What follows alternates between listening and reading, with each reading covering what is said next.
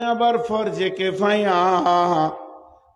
কেফায়া কি এলাকাতে গ্রামে 2 জন 5 জন আলেম হলেই হয়ে যাবে, সবাইকে পাস করে সে সিত্তা পরে মৌলানা হতে হবে, এটা ফরজে আইন নয়, এটা ফরজে কেফায়া। এটা যদি ফরজে আইন হতো তাহলে পাবলিকরা জাহান্নাম চলে যেত, একজন জান্নাত পেত না। অতএব আলেম হওয়াটা ফরজে কেফায়া। 1 জন 2 জন 20 জন এলাকায় আলেম হলেই চলবে, কিন্তু এমন 2টি শিক্ষা আছে, এই 2টি শিক্ষাকে প্রত্যেকটা মানুষকে শিখতেই হবে। তাতে যেমন জোহরের নামাজ প্রত্যেককেই পড়তে হবে, ওই রকম প্রত্যেককে শিখতেই হবে। যদি না শিখে তো কাবিরা গুনাহ হবে। সেটা কি? এই যে দেখছেন হলার,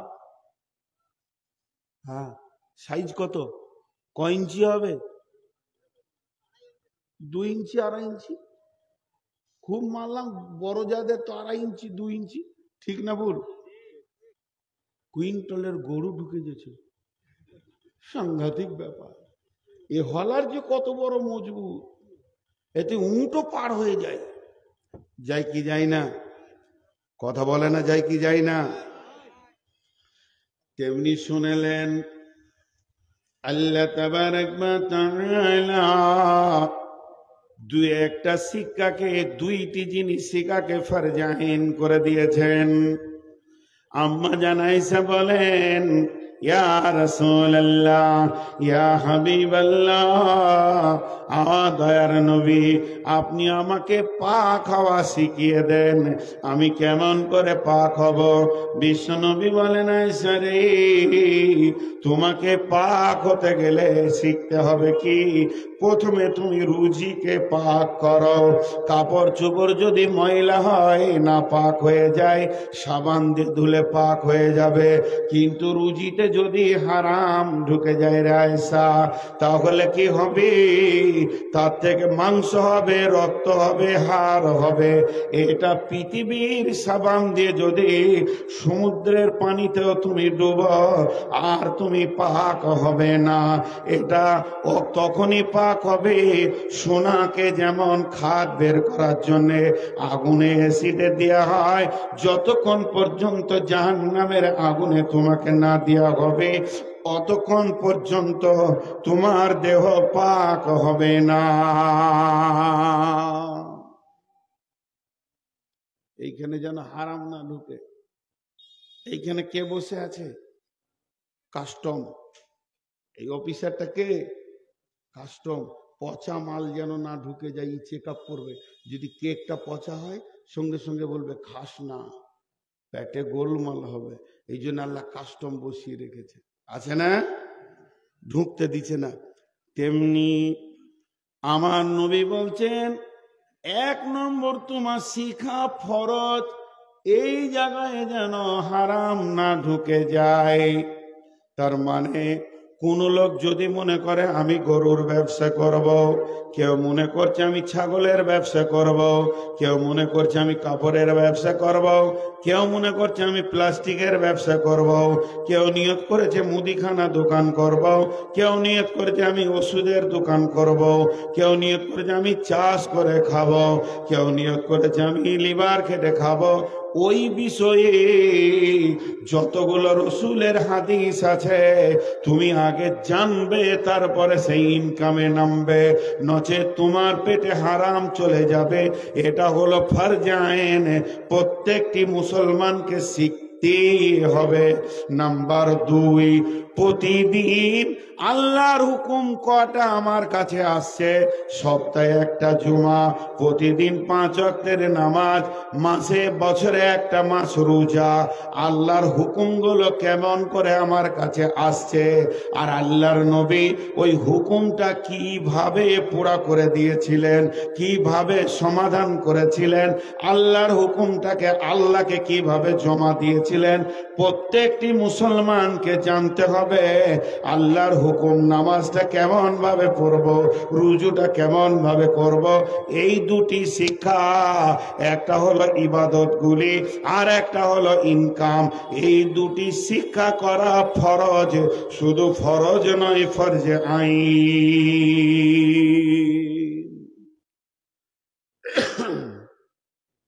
এর জন্য বিশ্বনবী বললেন, উম্মত তালাবুল ইলমে ফরিজাতুন, তোমাদের উপরে ইলমে তলব করা ফরজ, আলা কুল্লি মুসলিমিন, এই দুটা ফরজ অবশ্যই শিখতে হবে। জি, শিক্ষাকে রাসূলুল্লাহ সাল্লাল্লাহু আলাইহি ওয়াসাল্লাম কত গুরুত্ব দিয়েছিলেন। জঙ্গে বদর, মদিনা থেকে 130 কিলো দূর জঙ্গে বদর, বদরের ময়দানে ইসলামের প্রথম যুদ্ধ, 313 জন সাহাবী, প্রতিপক্ষ বেঈমানদের 1000। লড়াই যখন শুরু হলো, 13 জন জান্নাতি হয়ে গেল, শহীদ হয়ে আজও তারা বদরের প্রান্তে শুয়ে আছে। এবার থাকলো 300 জন। এই 300 জন ওই 1000-এর ভিতরে 70 জনকে কেটে আপনার কিনা কুয়াতে ভরে দিলেন, 70 জনকে কেটে কুয়াতে ভরে দিলেন, আর 70 জনকে দড়ি দিয়ে বেঁধে তাদেরকে গরুর মতো ডাকাতে ডাকাতে মদিনা মুনাওয়ারাতে নিয়ে এলেন এবং মসজিদে নববীর খাম্বাতে তাদেরকে বেঁধে দিলেন। 140টা চলে গেল, এখন 860 খানা ভাগা পালাইলো কাফের মুশরিক। দেখেন আল্লাহ রসুল শিক্ষাকে কত গুরুত্ব দিয়েছেন। ওরা বাঁধা আছে এইভাবে, হাতকে বুকের সঙ্গে, হাতকে পেছনে দিয়ে মসজিদে থাম্বাতে বেঁধে রেখেছে মুজরিমদেরকে। 70 জন বাঁধা আছে।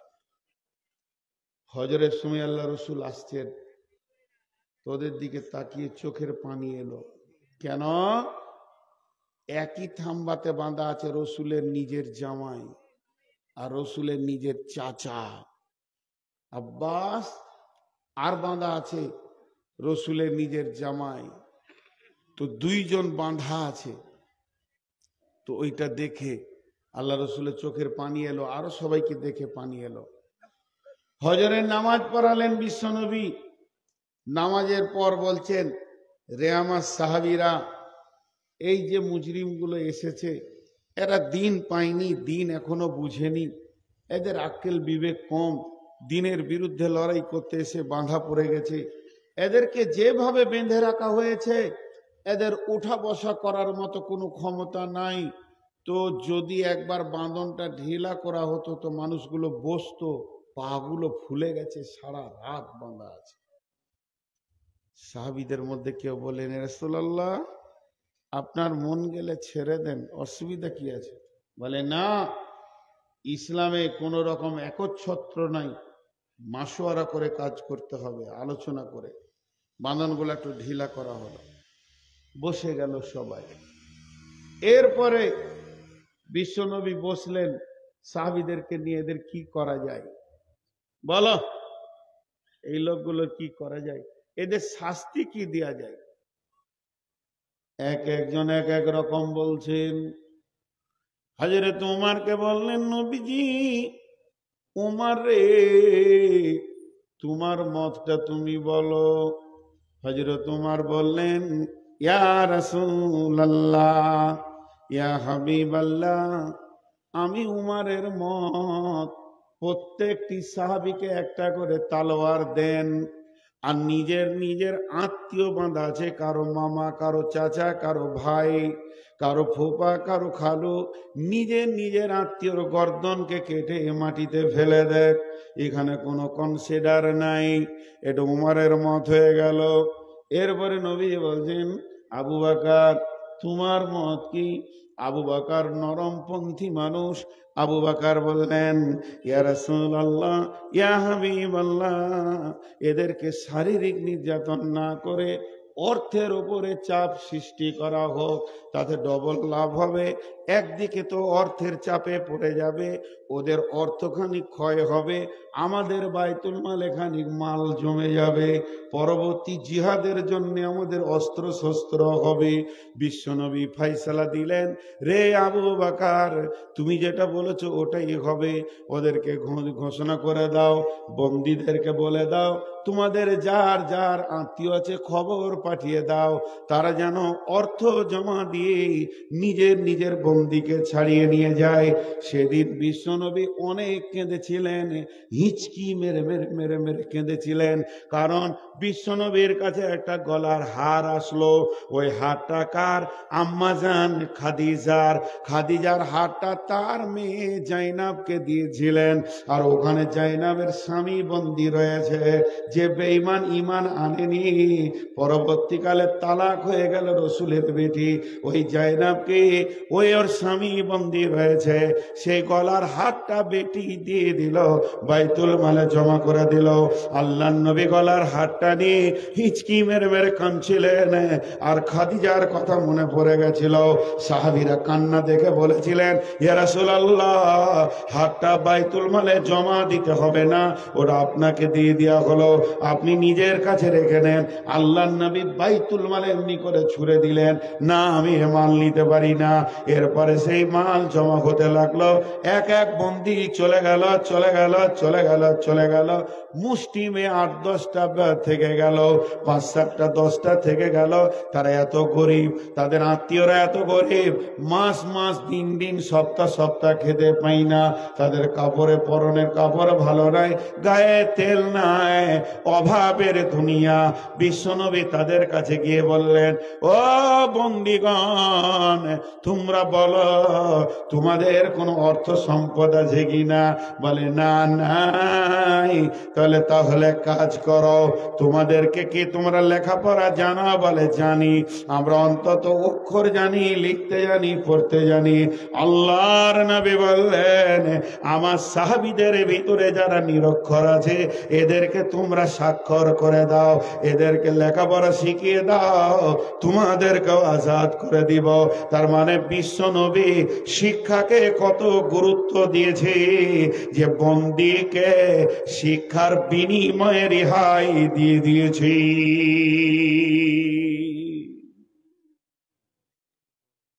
তারই উম্মত হতমূর্খ। জি, উঠিয়েন না, দাঁড়ান, আরো কিছু কথা আছে। একটা উপন্যাসের 2 লাইন বলি, 2 লাইন, বেশি লাইন। একটা লোক পানি জাহাজে সফর করছে, আর এরকম করে ও একটা বই পড়ছে, হাদিসের বই ধরেন। জাহাজের কেবিন আছে, স্পেশাল জায়গা আছে, সেই স্পেশাল জায়গাতে বসে জানলার ধারে এমনি করে একটা বই পড়ছে, উপন্যাস পড়ছে, এমনি করে ধ্যানের সঙ্গে পানি জাহাজে পড়ছে। উপন্যাসটা ভালো করে খেয়াল করেন, পড়ছে। এমন সময় জাহাজের নাবিক বলছে, বন্ধুবর,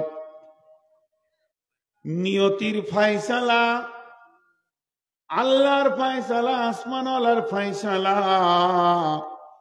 জাহাজের নিচের 3টি তলা ভেঙে তছরুপাত হয়ে গেছে, জাহাজ ধীরে ধীরে পানিতে ডুবতে রয়েছে, মাত্র কয়েক মিনিটের ভিতরে সম্পূর্ণ জাহাজটা পানির নিচে চলে যাবে, যেমন টাইটানিক চলে গেল। এই ঘোষণাটা যখনই মাইকে করে দিয়েছে জাহাজের বক্সে, তখন কি করবে যাত্রীরা? হাসবে, ভাই হাসবে, লাফালাফি, দৌড়াদৌড়ি, ছুটাছুটি শুরু করে দিয়েছে।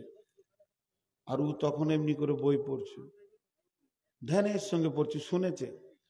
এমন সময় একটা যাত্রী এসে বলছে, হতভাগারে, আর পড়বি কত, তাড়াতাড়ি বই বন্ধ কর, এখন তুই মরবি, আর পরে তোর লাভ কি?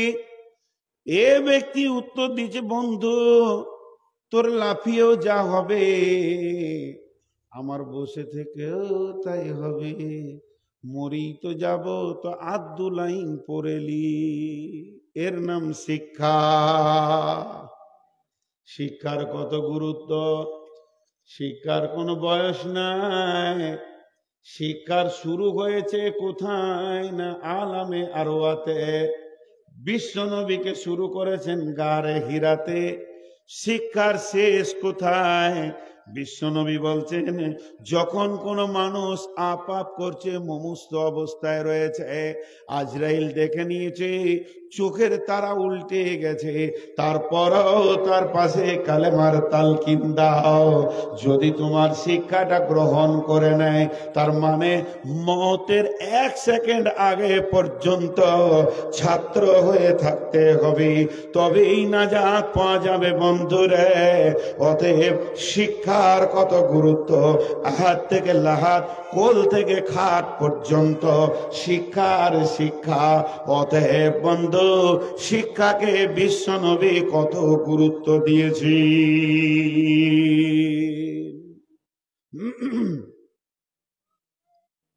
আমাদেরও শিক্ষাকে গুরুত্ব আছে। এখন এই যুগের মানুষ যত শিক্ষাকে গুরুত্ব দেয়, তত এর পূর্বে 2-10 বছর আগে ছিল না, খালি মিশন আর মিশন।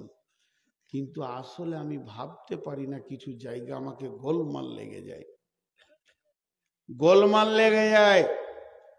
হুয়াল্লাযী বা'আসা ফিল উম্মিয়িনা রাসূলাম মিনহুম ইয়াতলু আলাইহিম আয়াতিহি ওয়া ইউযাক্কিহিম ওয়া ইউআল্লিমুহুমুল কিতাবা ওয়াল হিকমা ওয়া ইন কানু মিন ক্বাবলু লাফি দালালিম মুবিন।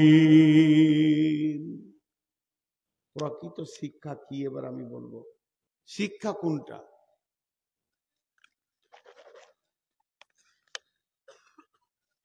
এখন আপনাদেরকে আমি একটা কথা জিজ্ঞেস করি, শিক্ষা ভালো না খারাপ? এতগুলি লোক উত্তর দিলেন না। শিক্ষা ভালো না খারাপ? আর একটু জোরে সাউন্ডটা নিতে চাইছি। শিক্ষা ভালো না খারাপ? এতক্ষণ আল্লাহ, রসুল এবং দার্শনিক দিয়ে বলে দিলাম শিক্ষা ভালো। এবার আমি শিক্ষার বিরুদ্ধে চলে গেলাম। শিক্ষা হলো খারাপ। পৃথিবীর সব থেকে জঘন্য জিনিস হলো শিক্ষা। আমি বিরুদ্ধে চলে গেলাম, আপনারা আমার এই বিরোধিতাটাকে কেটে দেবেন। আমি খুশি হব যে আপনার কাছে আমি একটা জ্ঞান পেলাম। কেন শিক্ষা খারাপ? কেন? খবরদার ছেলে পিলেকে পড়াবেন না, একদম না। যদি স্কুলে ভর্তি করেছেন, এক্ষুনি বের করে নিয়ে চলে আসেন। জি ভাই, তাহলে আপনারা আমার কথার উত্তর দেন। ওষুধে ভেজাল শিক্ষিতদের দেয় না মূর্খতে দেয়? জোরে বলেন। বর্তমান ডাক্তাররা যেভাবে মানুষের সঙ্গে ডাকাতি করে, অন্য কেউ করে কি? ডাক্তারখানা যাবেন, সঙ্গে সঙ্গে আপনাকে একটা প্রেসক্রিপশনে কোণে 28টা রিপোর্ট করতে বলবে, প্রয়োজনে অপ্রয়োজনেও বলবে। এরপরে আপনার ল্যাবরেটরির সঙ্গে তার কন্ট্যাক্ট আছে, ল্যাবরেটরি বলবে কোন স্যারের, বলে অমুক স্যার, আলাদা টুকে রাখলো। একটা পেশেন্ট এসেছে, 12খানা চেক আপ হয়েছে, সেটা খাতা মেনটেন করার জন্য লোক আছে, এতগুলো টাকা পেয়েছি, তার ভিতরে তার পার্সেন্টেজ থাকে। ওষুধ কোম্পানি ডাক্তারকে কিনে নিয়েছে, ট্যাবলেট কোম্পানি ডাক্তারকে গাড়ি দিয়েছে, ভিটামিন কোম্পানি ডাক্তারকে জামা কাপড় দিয়েছে। যে চেম্বারটায় বসে চিকিৎসা করে সেটা মাসে ভাড়া লাগে না, সেটা ফার্মেসি দেয়, কারণ তার ফার্মেসিতে যে ওষুধটা রাখতে বলে সেটাই সে লিখবে। তাহলে একটা ডাক্তার সমাজের কলঙ্ক, একটা ডাক্তার সমাজকে বিলম্বিত করেছে, কষ্ট দিয়েছে। অতএব এটা কোনো চাষি করে না যে মানুষের জানকে নিয়ে খেলা করে না। আপনি চোখের পানিতে অঝোর নয়নে আব্বাকে, মাকে, সন্তানকে, বিবিকে কোলে করে তার সামনে কাঁদছেন, আর সে মুছে হাত দিয়ে মনে করছে একটা পাকা খরিদ্দার চলে এলো, কপালে ইলিশ মাছ লেগে গেছে। তার মানে একটা ডাক্তার যখনই বড় কোনো রুগী দেখে তখন মনে মনে করে আমার বংশীতে বড় বোয়াল লেগেছে, তার দিলটা কত খুশি হয়। অতএব বন্ধুরে, শিক্ষা মানুষকে শান্তি দিতে পারেনি। বলেন এবার আমার কথার উত্তর দেন। জি, তো ও যে ডাকাতি করছে ওইটা বলছি, ওইটা ডাকাতি। জানেন ডাক্তারদের আপোষের ফোন শুনেছেন? ডাক্তারদের দুই ডাক্তার ফোন করছে, দুজনই খালাতো ভাই। একজনের বাড়ি বান্দাখোল্লা আর একজনের বাড়ি বিলকুমারী, এত কাছে লয়, এলাকার বাইরে, ওই বেলডাঙ্গা। হ্যালো, আসসালামু আলাইকুম, কেমন আছিস ভাই? বল ভালো আছি। কেমন চলছে? পেশেন্ট নাই। বলছে রে আল্লাহ শুক্রিয়া, আমাদের এলাকায় ভাইরাস ঢুকেছে। বলেন আল্লাহ শুক্রিয়া, ভাইরাস ঢুকেছে। এরা জাতির কলঙ্ক। জি, একটা ছেলে এমবিবিএস চান্স পেয়েছে বর্ধমানে, 3 বছর 4 বছর চলছে ওর, আর আমার সঙ্গে 3 দিন আছে ও। তখন আমি বললাম পৃথিবীতে সব থেকে নোংরা এটা বেছে নিলে? বলে কেন? যত চোখের পানিতে তোমার কাছে আসবে, জমি বেচা সোনা বেচা পয়সা দিয়ে কষ্ট করে চিকিৎসা করবে এবং চোখের পানিতে বিক্রি হয়ে বাড়ি যাবে, আর তাদের সেই জমি বেচা পয়সা আর তার অপারেশনের ঘা ফোট গালার পয়সাতে তুমি মাছ কিনে বিবিকে নিয়ে খাবে। তোমার মন কি একবার বলবে না যেটা আমার ডাকাতি পয়সা? এত নোংরা পেশাটা কেমন করে তুমি বেছে নিলে? একজন ডাক্তার তার চেম্বারের সামনে লিখেছে, ভালো করে শুনবেন, হে প্রভু, এটা যে কত বড় বিড়ম্বনা, এটা যে কত বড় বিড়ম্বনা। প্রতিদিন কত অসহায় মানুষের ভিতরে আমার রুজি। যারা কাঁদে তাদের টাকাতে আমার চাল ডাল আলু পেঁয়াজ, যারা চোখের পানিতে কাঁদে, পেটের যাতনায় কাঁদে, বুকের যাতনায় কাঁদে, তাদের পয়সাতে আমার ঘরে ইলিশ মাছ খাসির মাংস। হে প্রভু, আমার রুজিটা ব্যথা বেদনার ভিতরে রেখেছ। চাষির রুজি আছে মাঠের ভিতরে, কিন্তু এরা কত বড় হতভাগা, বেদনাওয়ালা মানুষের পানি থেকে টাকা থেকে খায়। অতএব তারপরেও বর্ধমানে একটা ডাক্তার ধরা পড়ে মেরে ওর একদম চামড়া তুলে দিল, জেলে ভরে দিল। একটা অপারেশনের রুগীকে আপনার কিনা গোল ব্লাডার স্টোনের অপারেশন করতে গিয়ে মিথ্যা করে তার ছেলেকে বলছে তোমার বাপের টিউমার আছে মেরুদণ্ড হাড়ের কাছে, ক্যান্সার হয়ে যেতে পারে, আরো 35,000 টাকা দিলে ওটাকে একই সঙ্গে করে নিব। তারা টাকা দিয়ে দিল, এটা মিথ্যা কথা ছিল। তার মানে একটা ডাক্তার সমাজকে যত কষ্ট দেয়, একটা চাষি মূর্খ অত দেয় না। এরপরে কেউ যদি ইঞ্জিনিয়ার থাকেন, খবরদার মাপ চাইছি, আপনার পা গলা জড়িয়ে ধরে মাপ চাইছি, আপনার পা দুটি জড়িয়ে ধরে আমি নূর মোহাম্মদ মাপ চাইছি। 95% ইঞ্জিনিয়ার চরিত্রহীন, এরা মাতাল, এরা পৃথিবীর বুকে এসে পৃথিবীকে জঘন্য করে দিয়েছে। এরপরে কোর্টের অ্যাডভোকেটের কথা আর বলিয়েন না, এদের মতো জঘন্যতম খাবার পৃথিবীর কেউ খায় না। আর থানাতে যারা বসে আছে, এদের থেকে রাতে যারা ডাকাতি করে অনেক গুণে ভালো। অতএব বন্ধুরে, শিক্ষা জাতিকে শান্তি দিতে পারেনি, শিক্ষা জাতিকে জ্বালিয়ে দিয়েছি। এবার বলেন, এবার বলেন, ছেলে পেলেকে পড়াবেন না স্কুল থেকে ছাড়িয়ে নেবেন? জি, সব শিক্ষা ভালো নয়। শিক্ষার সাথে একটা শব্দ লাগাতে হবে। আল্লাহ বিজ্ঞান দেননি, রসুলকে শিখাননি। তখন একটা বক্তা বক্তব্য রাখছিল, আমি কোনো বক্তব্যকে কমেন্ট করছি না, যে মৌলবীরা খালি কালা কালা করে হাদিস পড়ে আর সুর করে কোরআন শরীফ পড়ে দেয়, এরা কিছু আবিষ্কার করতে পারলো না। কোরআন থেকে এই আছে, কোরআনে ওই আছে, আমেরিকা এই করলো, জাহাজ করলো, আর কে প্লেন করলো, আর কে কে কি করলো, আর কে কে কি করলো। ও খালি আবিষ্কার দেখাইতেই রয়েছে কোরআনের আয়াত পড়ে পড়ে, যে শেষকালে বলছে বর্তমান মৌলবীরা একটাও আবিষ্কার করতে পারেনি, এরা খাই দায় খালি ভুঁড়ি ভোজন করে আর ইমামতি করার মাদ্রাসায় কলা কলা করে খালি হাদিস পড়ায়, এদের হুঁশ জ্ঞান কিছু নেই। আমি বললাম ভাই একটু বসবেন, আপনার সঙ্গে আমার একটু কম্প্রোমাইজেশন আছে, বসবেন। আল্লাহ রসুল কি আবিষ্কার করেছিল? একটা ছুঁচো আবিষ্কার করেনি, তাহলে ওই রসুলটাও তো এই মৌলবীদের দলই পড়লো, আর আমেরিকা কালো আর সাদা বাঁদরগুলোই পড়ে গেল দামি। কোরআনে যদি আবিষ্কার আসতো তো রসুল ইসলাম প্রথম আবিষ্কার করতেন। কোরআন আবিষ্কারের জন্য আসেনি। কোরআন যে আবিষ্কারের জন্য এসেছে সেটা মানুষকে মানুষ বানাতে এসেছে। চোর, লম্পট, ডাকাত, বেঈমান, খুনি, লুটেরা, জুয়ারি সব যেন রসুলের কাছে এসে তারা মানুষ হয়েছে। অতএব পৃথিবীর বুকে শিক্ষা খারাপ তা নয়। এতক্ষণ যেটা বলছিলাম সেটা হলো যে শিক্ষা শিখতে হবে, অসাধারণ শিখতে হবে। সাধারণ শিক্ষাতে ঘটনাগুলো ঘটবে।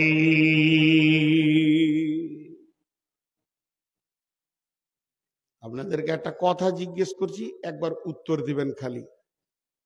ট্রেনে জেনারেল বগি, এ স্লিপার বগি, এসি 3 টায়ার, এসি 2 টায়ার আর স্পেশাল 5টা বললাম। জেনারেল বগি, স্লিপার বগি, এসি 3 টায়ার, এসি 2 টায়ার আর স্পেশাল মানে বগি, এই 5টার মধ্যে সব থেকে কমজোর কোনটা? জোরে বলে না, মুখ খোলেন, একবার মুখ খুলেন আল্লাহর রাস্তে যে কজন আছেন। জেনারেল। জেনারেল মানে কি? সাধারণ। তাহলে জেনারেল শিক্ষা মানে কি বলেন? স্কুল, কলেজে, ভার্সিটিতে, মিশনে যেগুলো হয় এগুলো কি জেনারেল শিক্ষা না অন্য কিছু? জেনারেল শিক্ষা। এই জন্যই যদি আপনি জেনারেল বগিতে উঠেন, ছাগলের গোয়ালে ঢুকলি পায়ে খুঁড়ের দাগ লাগবেই, গরুর গোয়ালে ঢুকলে খুঁড়ের চাপে আপনার পা ছিঁড়ে যাবে। এগুলো ডাক্তার, মাস্টার, ইঞ্জিনিয়ার, থানার বড়বাবু, ছোটবাবু, মেজবাবু আর সিভিক বলেন, যারা জেনারেল থেকে এসেছে এদের চরিত্র তো গরু ছাগলের মতোই হবে। এদের আর দোষ কি আছে? অসাধারণ শিক্ষা যারা শিখতে পারবে তারা কোনোদিন বেঈমানি করবে না। শিক্ষার প্রথম কি আল্লাহ? শিক্ষার প্রথম কি আল্লাহ? শিক্ষার মধ্যস্থ কি আল্লাহ? শিক্ষার শেষ কি আল্লাহ? তার মানে আমার আল্লাহ তার নবীকে প্রথম আল্লাহ শিক্ষা দিয়েছেন। নবীজি আল্লাহর সঙ্গে পরিচয় ঘটিয়েছেন সাহাবীদেরকে। এই ধরনের যদি আল্লাহ শিক্ষাটা প্রথম এসে যায় তাহলে পৃথিবীর কোনো মানুষ বেঈমান হবে না, চোর হবে না, লম্পট হবে না, দাগাবাজি করবে না, তারা সুন্দরভাবে জীবন চালাবে। আমরা জেনারেল শিক্ষায় ছেলেগুলোকে দিয়ে দিয়েছি, এই জন্য পৃথিবী বিলম্বিত হয়ে গেছে। আর যদি অসাধারণ শিক্ষাটা শিখাতাম তাহলে আজ ওষুধে ভেজাল থাকতো না, আপনার কি না ভেজাল থাকতো না, ডাক্তারের ভিতরে ভেজাল থাকতো না, বিচারের ভিতরে কোর্ট কাচারি মামলায় না থাকতো, বড় বাবুর ভিতরে ঘোষের ভেজাল, সমস্ত ভেজাল মরে যেত যদি অসাধারণ শিক্ষা আমাদের ভিতরে থাকতো। কথাটা বুঝাতে পেরেছি? কথাটা বুঝতে পেরেছেন আপনারা? এবার চলেন, ডাক্তাররা ভালো না খারাপ? জি ভালো, কারণ ওদের কাছে সাধারণ শিক্ষাটা আছে, অসাধারণ শিক্ষাটা নাই। জোরে বলেন, সাধারণ শিক্ষাটা আছে, অসাধারণ শিক্ষাটা নাই। আমার কাছে ইনশাআল্লাহ অসাধারণ শিক্ষাটা আছে, আলিমের কাছে অসাধারণ শিক্ষা আছে। ওই ডাক্তার যে লিখেছে তার সঙ্গে আর একটা লাইন জুড়ে দেবো, দেখবেন কলিজাটা ঠান্ডা হয়ে যাবে। অসাধারণ থেকে দিব এবার, অসাধারণ থেকে। ধ্যান দিয়ে শুনেন, দামি কথা হচ্ছে, মানুষ কেন উঠছে আমি বুঝছি না। ধ্যান দিয়ে শুনেন, অসাধারণের একটা লাইন দিচ্ছি। হে প্রভু, এটা যে কত বড় বিড়ম্বনা, প্রতিদিন কত অসহায় মানুষের ভিতরে আমার রুজি। আরেকবার বলছি, এটা সাধারণ শিক্ষা থেকে, হে প্রভু, এটা যে কত বড় বিড়ম্বনা, প্রতিদিন কত অসহায় মানুষের ভিতরে আমার রুজি। এবার চলেন অসাধারণ কি বলছে, তার নিচের লাইনটা বলে দিচ্ছে, ও আমার আল্লাহ, তুমি আমাকে তৌফিক দাও, হে আমার প্রভু, তুমি আমাকে সহায় করো, যাতে করে অসহায় মানুষগুলিকে হাসি মুখে বাড়ি ফেরাতে পারি। বিশ্বনবী বলছেন, একটা লোক জিহাদের ময়দানে দাঁড়িয়ে দাঁড়িয়ে জিহাদ রানিং করতে আছে, ওই লোকটা জেনে কি পাবে, একটা চিকিৎসক একটা রোগীকে দেখতে গিয়েছে, অত পরিমাণ নেকি পাবে। এটা জেনারেল শিক্ষা, কোথাও পাবেন না লাইনটা, এটা অসাধারণ শিক্ষা থেকে নিতে হবে। অতএব আপনার ছেলে যখন চিকিৎসক হবে, সেই সাথে ইমানদার হবে, তখন আল্লাহকে স্মরণ করে বলবে, আল্লাহ তুমি আমার হাত দিয়ে রোগীটাকে সুস্থ হাসি মুখে বাড়ি ফিরিয়ে নাও, আমিও শান্তি পাবো মাছ মাংস খেয়ে। ও চোখের পানি ফেলবে, এটাতে আমি খেতে পারবো না। ইঞ্জিনিয়ার ক্যালকুলেশনে চুরি করবে না, আর জজ বেঈমানি করে বিচার ফাইসালা দেবে না, বড়বাবু চুরি করবে না, সবগুলো ক্লিয়ার হয়ে যাবে যদি অসাধারণ শিক্ষাটা তাদের ভিতরে থাকে। আল্লাহর নবী সাহাবীরা বলতেন, তাআল্লামনাল ঈমান সুম্মা তাআল্লামনাল কুরআন। আমরা আগে রসুলের কাছে বসে বসে বসে বসে ঈমান শিখেছি, তারপরে কোরআন শিখেছি। তাহলে পৃথিবীর সব থেকে শিক্ষা জাতির মেরুদণ্ড নয়, আমরা বলি শিক্ষা জাতির মেরুদণ্ড, এটা ভুল, 100% ভুল। জাতির মেরুদণ্ডের নাম হলো ঈমান। ঈমান জাতির মেরুদণ্ড। মানুষের ভিতরে যদি ঈমান চলে আসে, তার দ্বারা অন্য মানুষ কষ্ট পাবে না। তাতে সে ইঞ্জিনিয়ার হোক, তাতে সে ডাক্তার হোক, তাতে সে মাস্টার হোক, তাতে সে পৃথিবীর যে কোনো পোস্টে কাজ করুক না কেন। অনেক থানার বড় বাবু আছে, মাথা ঠুকে মরে গেল 1 টাকা সে ঘোষ খাবে না। অনেক উকিল আছে, অন্যায় ভাবে আপনার কেস ধরবে না, তার মানে তার কাছে ঈমান পৌঁছে গেছে। তাহলে পৃথিবীর সব থেকে দামি শিক্ষার নাম হলো ঈমান। ওই জন্যে আল্লাহ বলেছেন, আলাস্তু বিরব্বিকুম, আমি কি তোমাদের রব নয়? আগে আমার পরিচয়টা নিয়ে নাও, তারপরে বিশ্ব জুড়ে শিক্ষায় ধরে বেড়াও। না উঠা পর্যন্ত তুমি পাবে না। এখানে তার টানতে আসবে, ছিঁড়ে 2 ভাগ করে দেবে। হ্যাঁ, চুপ করে বসে থাকো। দিয়েছো কেন রেকর্ড করতে? এখন গা কুটকুট করলে হবে? কত লোককে ডিস্টার্ব করেছো ভাই, আপনাদের বিরক্ত লাগছে নাকি? এবার 2টি জিনিসকে পাশাপাশি নিয়ে যাব কিছুক্ষণ, এইটাতে বেশি মজা লাগবে। পাশাপাশি নিয়ে যাব। ডাক্তার, ডাক্তার, চিকিৎসক। আচ্ছা, জেনারেল যদি না পড়বে তো চিকিৎসক হবে কি করে? দেখেন, 2টি কথা আপনাদের সামনে বলে দিচ্ছি। হাদিস, চিকিৎসকের সমস্ত বুদ্ধি শেষ হয়ে যাবে। কি? বিশ্বনবী বলছেন, বিশ্বনবী বলছেন, 2টি হাদিসকে মন দিয়ে শুনলেন। বিশ্বনবী বলছেন, প্রতিদিন পৃথিবীতে 2 বার জান্নাতের হাওয়া বয়, একবার আসর পর আর একবার ফজর পর। নবী বলছেন, উম্মাত, ওই সময়ই তোমরা বিছানায় ঘুমাবে না। ওই 2টি সময় জমিনে বিচরণ করে হাওয়াটা গায়ে নেবে, আর জান্নাতের হাওয়া যার গায়ে লেগে যাবে, জান্নাতে যেমন রোগ নাই, পৃথিবীর বুকে তার রোগ থাকবে না। একটা হাদিস।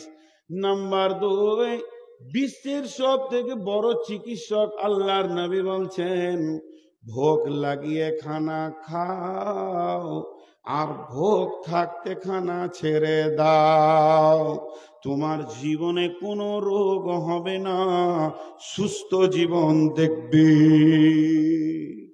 আমাদের অবস্থা কি জি ভাই? আমাদের অবস্থা কি? সকালে বেশি খায় নাই, আবার নদিয়ার লোক আবার বাসি ভাত খায়, 3 থালা বাসি ভাত খেয়েছে, তারপরে মোড়ে এসে বলছে 4টা পুরি দে, এই পর্যন্ত চালিয়েছে। দিয়ে বলছে দেখি 2টো সিঙ্গাড়া নিয়ে 1 কাপ চা, চায়ের পর 2টো কোল্ড ড্রিঙ্কস ডক ডক করে মেরে দিলে, এই পর্যন্ত চলে এসছে। সুবহানাল্লাহ, এত খোয়া খেয়েছে, বিয়ের বরযাত্রী পেয়েছে তো লুচিতে পুরিতে পেটে ভাতে লোড করতে করতে এই পর্যন্ত, শেষকালে এসেছে ল্যাংচা। ওরে সুবহানাল্লাহ, কি ভুল করেছি, দে 2টো ভরে দিলে, 2খানা মুখের কাছে এসে হাজির হয়ে গেছে। এরপরে বলছে এই যে নবদ্বীপের 1 নম্বর দই আছে, ইন্নালিল্লাহ, লুচিতে নিচেটা ভর্তি হয়ে গেল, দাও মুখের কাছে, মুখে আছে।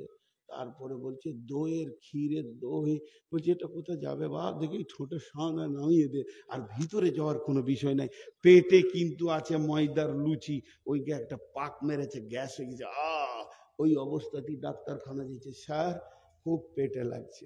বলে কি হলো? অনেক লোড করে ফেলেছি বিয়েতে উল্টোপাল্টি করে। ডাক্তার বলছে যে ওষুধ খেতে হবে। বলছে এখনো তো দইটা ঢুকে নাই, তা ট্যাবলেটে সিরিয়াল পড়বে কখন, ও কাজ করবে জিয়ে কখন? ডাক্তার বলছে তাহলে একটা ইঞ্জেকশন মেরে দিই, যে ইঞ্জেকশনটা রেডি করে এখানে নিয়ে গেছে। বলছে দাঁড়ান দাঁড়ান, নিচে নামার দিচ্ছেন না ওপর দিকে বমি করার দিচ্ছেন? যদি বমি করার দেন, দই কিন্তু এইখানে আছে, এই কাজ করা যাবে না। কি খোয়া খায়, তখনই ঠান্ডা তখনই গরম। আর যে পাকস্থলীটা আছে ও আল্লাহকে বলে, আল্লাহ কোন জালেমের পাল্লাই পড়েছি রে, হ্যাঁ, এর হুঁশ জ্ঞান নাই কখন খেতে হয়। শুনেলেন বাগদাদ থেকে একটা চিকিৎসক মদিনায় এসেছে, সত্য ঘটনা, ইতিহাস। বাগদাদ থেকে একটা চিকিৎসক মদিনায় এসেছে, 1 সপ্তাহ গেল, 2 সপ্তাহ গেল, 3 সপ্তাহ গেল, 4 সপ্তাহ গেল, কোনো খরিদ্দার নাই, মানে রোগী নাই। এই করতে করতে 2 মাস চলে গেল, কোনো রোগী নাই। এমন সময় একজন সাহাবী পেরিয়ে যাচ্ছেন, চিকিৎসক বলছে ভাই এদিকে আয়। বলছে তোর সাথে আমার দরকার নাই, আমার তো রোগী নাই, তা তোর কাছে কেন যাব? বলছে আয় ভাই একটু কথা বলি, 2 মিনিট আয়। ও রাজি হয় না, জোর করে রাজি করলো, তোর চেম্বারে এসে বললো, বলছে শরীরটা কেমন লাগছে, বললাম তো তোর সঙ্গে কথা নাই। তখন বলছে বল ঘুম কেমন হয়? বলছে বেশি বকিস না, এগুলো কোনো প্রয়োজনই নাই, আমাকে আল্লাহ সুস্থ রেখেছে, আমার নবী বলছেন যে তুমি এইভাবে চলবে, তার জন্য আমি সুস্থ আছি। এরপরে বলছে খাওয়া দাওয়া কেমন রুচ আছে?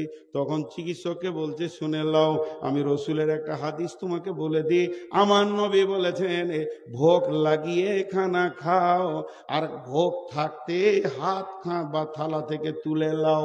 ভোগ লাগিয়ে খানা খাও আর ভোগ থাকতে থালা থেকে হাত তুলে লাও। তখন চিকিৎসক বলছে আমার মালগুলিকে গুটিয়ে মাথায় তুলে দাও, মদিনায় কোনো রোগ হবে না। জি, আমাদের রোগ আমরা টেনে এনেছি। সারা রাত ফেসবুক চালাইছে, আর ফজরের পর থেকে 1 লিমিটেশন আছে।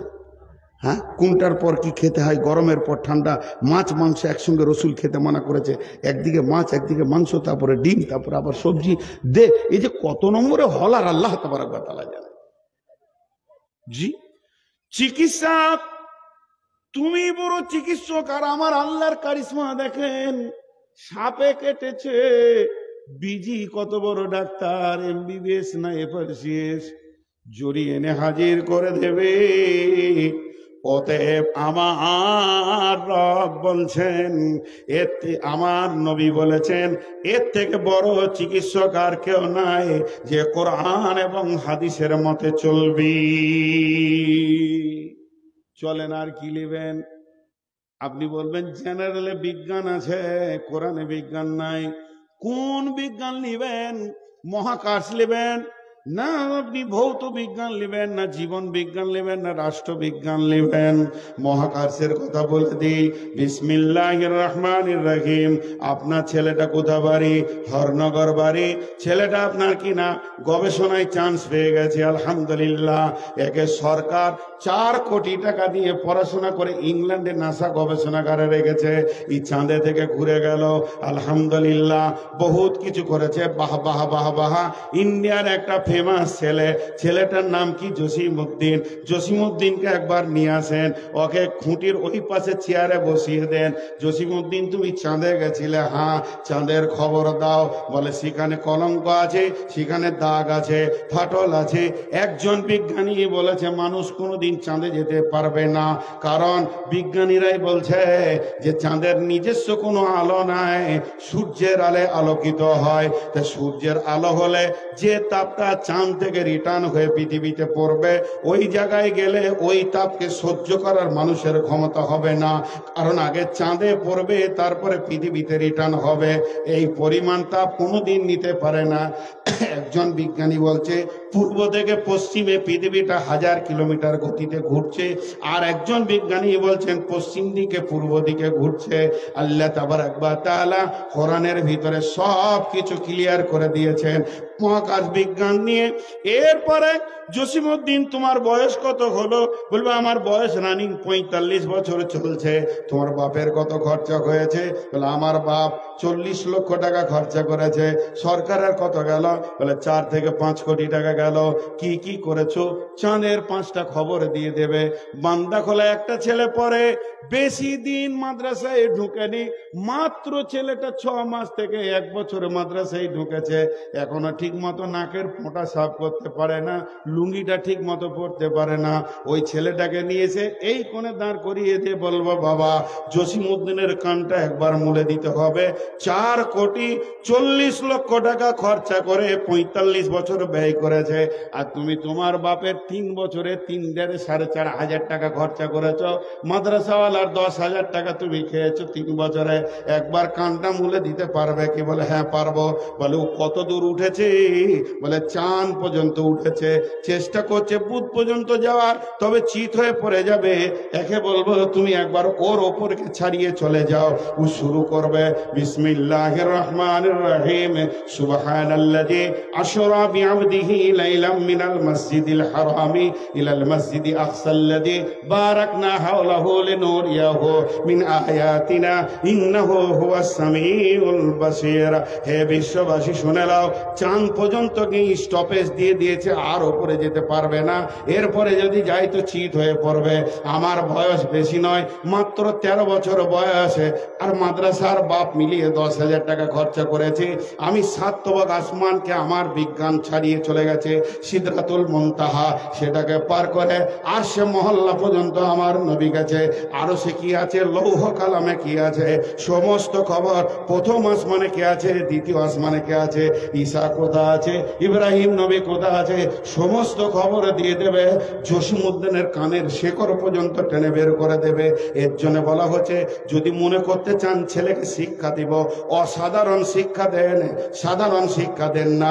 জীবন বিজ্ঞান, জীবন বিজ্ঞান, জীবন বিজ্ঞান নিয়ে তুমি পড়াশোনা করেছো, কি জীবন নিয়ে বলবে? তুমি সমুদ্র মাছ নিয়ে বলবে না পারের প্রাণী নিয়ে বলবে? যদি তুমি মাছ নিয়ে বলো, মাছের গবেষণা তুমি করেছো, সে ফুলকো দিয়ে শ্বাস নেয়, পানি নেয়, শ্বাস ফেলে, এবং সে পাখনা দিয়ে চলে, তার মেরুদণ্ড আছে, সে এত গতিতে চলে, এইভাবে মাছ বড় হয়। তুমি 1 ঘন্টা বক্তব্য রাখবে। আমি বান্দাকুলা মাদ্রাসা থেকে মাত্র প্রথম বর্ষের ছাত্রটাকে নিয়ে এসে তুলে দেব, বলবে কানটা মুলে দাও। ও উঠে বলবে বিসমিল্লাহির রহমানির রহিম, ওয়াইয ক্বালা মূসা লিফাতাহু লা আবরাহু হাত্তা আবলুগা মাজমাআল বাহরাইনি আও আমদিয়া হুব্বা ফালাম্মা বালাগা মাজমাআ বাইনিহিমা নাসিয়া হুতাহুমা ফাত্তাখাযা সাবিলাহু ফিল বাহরি সারাবা ফালাম্মা জাওয়াযা ক্বালা লিফাতাহু আতিনা গাদাআনা লাকাদ লাকিনা মিন সাফারিনা হাযা নাসাবা ক্বালা আরাআইতা ইয আওয়াইনা ইলা সাকিরাতি ফাইন্নী নাসিতুল হুতা ওয়া মা আনসানিহু ইল্লা শাইতানু আন আযকুরাহু ওয়াত্তাখাযা সাবিলাহু ফিল বাহরি আযাবা। হযরতে মূসা আলাইহিস সালাম আর খিজির ভাজা মাছ নিয়ে ইউসুফ নে নুনের সন্ধানে যাচ্ছিল। পানির ধারে যখন ব্যাগটা রেখেছে, মোসেরাতের পানি, আবে হায়াতের পানি পেয়ে ভাজা মাছ জীবিত হয়ে পানিতে চলে গেল, আর পানিটা রাস্তা থেকে গেল। কোনো বাঁধ নাই, প্রাচীন নাই। পৃথিবীর সমস্ত বিজ্ঞানী তোমার মগজ মগজ ফুটে ক্যান্সার হয়ে যাবে। ভাজা মাছ কি করে জীবিত হয়েছে শত্রু বের করতে পারবে না। অসাধারণ জ্ঞান নিয়ে পৃথিবীতে এসেছে কোরআন। যদি ছেলেকে আসল শিক্ষা দিতে হয় কোরআনের শিক্ষা দিতে হবে, ভেজাল শিক্ষা দেওয়া যাবে না। পারের পশু সম্পর্কে বলবো, উজার আলাইহিস সালামের মরা গাধা জীবিত হয়েছে 100 বছর পর। কোন বিজ্ঞানী তাল পাবে না। বিজ্ঞানীর বাপের গোষ্ঠী বংশ পচে শেষ হয়ে যাবে। কি শিক্ষা দিচ্ছেন ছেলেকে? আল্লাহ রসুল বলে গেছে কিয়ামতের আগে তো অল্লি মালিক গায়ের দিন, দিনই শিক্ষাকে পেছনে রেখে দেবে কোরআনের শিক্ষা, আর বেদিনী শিক্ষা করবে। হ্যাঁ, ডিএজি ডগ, ডগ মানে কুকুর, পিগ মানে শুয়োর, ডগ মানে কুকুর, পিগ মানে শুয়োর, ডগ মানে কুকুর। গোটা ঘরটা সন্ধ্যা থেকে ফজর পর্যন্ত কুকুর শুয়োরের জিকির হয়ে গেল।